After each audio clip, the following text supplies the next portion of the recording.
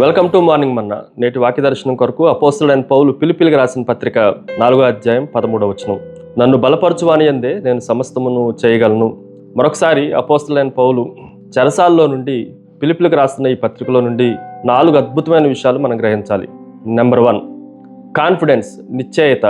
ఈ మాటను మనం జాగ్రత్తగా ఆలోచన చేస్తే నేను చేయగలను అని అపోస్తలుడైన పౌలు చాలా నిశ్చయతతో, కాన్ఫిడెన్స్తో ఈ మాటను చెప్పడం మనం జాగ్రత్తగా ఆలోచన చేయొచ్చు.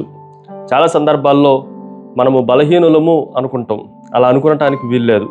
మనలో ఉన్నవాడు, మనలో ఉన్న దేవుడు చాలా బలవంతుడు అన్న సత్యాన్ని మనం ఎప్పుడూ గ్రహించాలి. మనము నిశ్చయంగా ఉండటానికి ప్రయత్నం చేయాలి. ఈ లోకంలో చాలా అలజడులు ఉంటాయి. వాటిలన్నిటి నడుమ, వాటిలన్నిటి మధ్యలో కాన్ఫిడెన్స్గా ఉండటానికి దేవుడు మనకు సామర్థ్యాన్ని అనుగ్రహించేవాడు. ఈ సత్యాన్ని మనం గుర్తుపెట్టుకోవాలి. రెండో విషయాన్ని మీకు జ్ఞాపకం చేస్తాను. ఇట్ ఈజ్ ఏ కరేజ్, ధైర్యము. ఈ మాటను కూడా మనం జాగ్రత్తగా ఆలోచన చేస్తే నేను సమస్తమును చేయగలను అన్న మాటను ఈ వచనంలో మనకు కనిపిస్తూ ఉంది. సమస్తమును అన్న మాటను మనం జాగ్రత్తగా ఆలోచన చేస్తే అవి పాజిటివ్ థింగ్సే కానీ, నెగిటివ్ థింగ్సే కానీ, కష్టాలు, శ్రమలు, బాధలు అయినా సరే, సంతోషము, ఆనందము అయినా సరే, అన్ని విషయాలను, అన్ని సందర్భాల్లో సమస్తమును చేయగలను, నేను చేయలేనిది ఏదీ లేదు అన్నట్లుగా అంత ధైర్యముతో పౌలు భక్తుడు మాట్లాడటం మనం జాగ్రత్తగా ఆలోచన చేయొచ్చు. కానీ వాస్తవానికి మన దగ్గర అంత కెపాసిటీ లేకపోవచ్చు. ఉదాహరణకి గొలియాతుని ఎదుర్కొంటున్న దావీదుని జాగ్రత్తగా ఆలోచన చేస్తే దావీదు దగ్గర అంత సామర్థ్యము, శక్తి లేదు. కానీ దేవుడు నింపిన ధైర్యం ఉంది. ఆ ధైర్యముతో గొలియాతుని ఎదుర్కొని గొలియాతును చంపినట్లుగా లేఖనాల్లో మనం చూడవచ్చు. మూడో విషయాన్ని మీకు జ్ఞాపకం చేస్తాను. ఇట్ ఈజ్ ఏ కనెక్షన్, వారధి.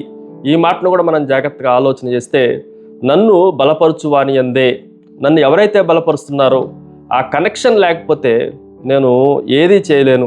సమస్తము చేయగలను అన్న ధైర్యం నాకు ఎలా వచ్చింది అని అంటే, నేను ఎవరితో అయితే సంబంధం కలిగి ఉన్నానో, ఎవరితో అయితే బ్రిడ్జ్ కలిగి ఉన్నానో, వారధి కలిగి ఉన్నానో ఆ యేసుక్రీస్తు ప్రభువు ద్వారానే నేను సమస్తము చేయగలను అన్న మాటను మనం జాగ్రత్తగా ఆలోచన చేయొచ్చు.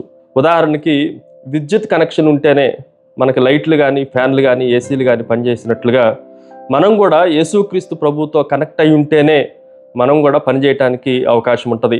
ఒకవేళ పవర్ సప్లై లేకపోతే, కనెక్షన్ లేకపోతే, ఇవన్నీ ఉన్నా ఏ విధంగా అయితే పని చేయలేవో మనం కూడా ప్రభువుతో కనెక్షన్ లేకపోతే ఏ పని చేయలేము. ఒకవేళ చేసినా అవి ప్రయోజనకరంగా, ఉపయోగకరంగా ఉండవు అన్న సత్యాన్ని మనం గ్రహించాలి. ఫైనల్లీ 4వది, ఛార్జ్, శక్తిని నింపటం.